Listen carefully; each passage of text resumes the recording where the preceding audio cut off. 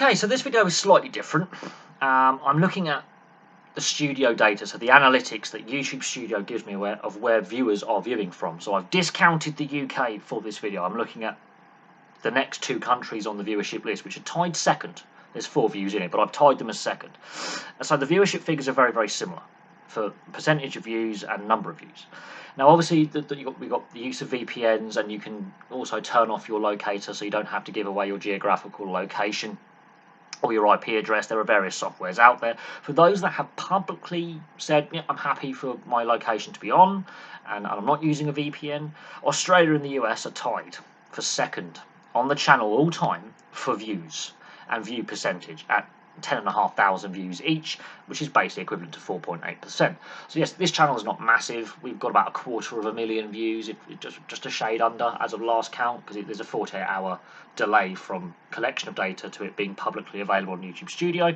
So all time, Australia and the US are tied for second for viewership. So we've discounted the UK because most of the content is predominantly, should I say, for the British audience, the British-Irish audience. So Ireland has actually dropped down the list of countries quite significantly over time, which I find surprising because I've done a lot of rugby union videos and rugby union is quite popular. I'm going to be looking at the Gaelic Amateur Association and hurling and Gaelic football at some point, and look at some of the things to do with that, which may increase the Irish audience. But looking at Australia and the US, I'm surprised they're equal. I actually am, for 2 reasons. One, population size of the US is bigger, and 2, more professional sports leagues. Honestly, Australia makes a lot of sense. I'm a big fan of the NRL, which is rugby league. I'm actually a big fan of the AFL, which is Aussie rules, and I've done a lot of videos on cricket as well, because cricket always throws up some kind of scandal or story, and I do follow, cricket quite with just a keen eye. I haven't watched a test match or a one-day international for a while, but I'm a big fan of cricket, and I will always look at various cricketing stories with a keen interest. So that explains the Australian numbers. I've done a lot of videos on the NRL.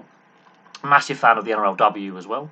The US one interests me a little bit more, and as I say, more professional leagues, and I've covered, I think, all the pro leagues, at least a handful of videos on everyone. I'm a massive fan of the NHL, and I have done videos on the other major sports leagues in the US. But what is really surprising is, obviously, from a British point of view, I look at professional football in England, Wales, and Scotland, soccer to North Americans, and I look at the number of clubs that have American, or North American, because I include, obviously, Canadian money from Ryan Reynolds with Wrexham, the ownership.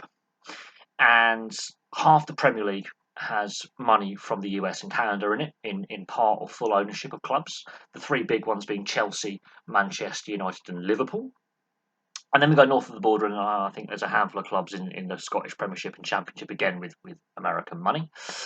Wrexham, obviously, in Wales, and Swansea as well. So there's a lot of American money from the US, in English football, and Scottish football, and Welsh football. So that will also increase the interest when they have TV deals and they sell the TV packages. And of course, the American audience, soccer as they call it, as I call it, football, is the fastest growing sport in the US. It has now overtaken ice hockey as a participation sport and is about to overtake baseball.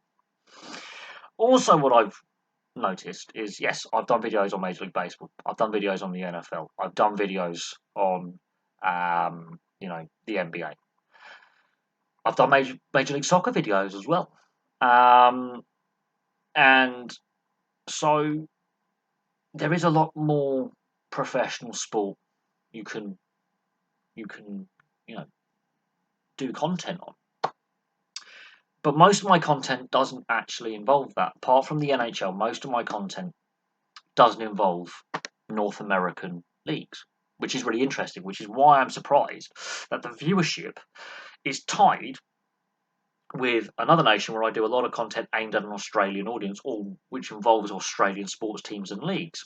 So that's an interesting one. So it just shows that the US audience is a bit more worldly, I think, than people realise, and a bit more educated about overseas sport, or keen to learn about sport outside the US than people realise. People seem to have this stereotype that Americans are very insular and are not interested of things not happening in the US. I actually think from a sports fan's point of view, and with the rise of social media, including this platform, YouTube, over the last decade, I think that's opened a lot of sports fans in the US their eyes to leagues and athletes who are not based in the USA. And another reason why I think the viewership is about equal all time, the COVID pandemic and two sports leagues that I've mentioned that started up before any North American sports leagues did, the NRL and the AFL. And their viewership figures across the Pacific in the US skyrocketed. The NRL is planning to take regular season or the All-Star game or regular season games to the USA at some point, either this year, but definitely by next year. There is a plan on the table to play a high-profile match, like a Friday night game, which is one of the biggest viewership games of the week, for example. Maybe the All-Star game, maybe a game of State of Origin to the USA. That is very, very important. They've done it before.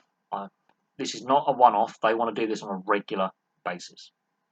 So we'll see what happens in 6 months' time and a year's time, because obviously the USA has failed to qualify for the Rugby World Cup in France for the first time since they've been eligible, ever, which is a big blow. Same with Canada as well. So that we'll see how that impacts the viewership figures. Obviously, Australia Rugby Union is one of the major international sports, and the Wallabies are two-time World Cup winners, multiple World Cup finalists in Rugby Union. So I would expect when the Rugby Union World Cup's on, those viewership figures to increase. Obviously, we've got the Women's Football World Cup as well, where the US women's team is one of the favourites, if not the favourite for the tournament.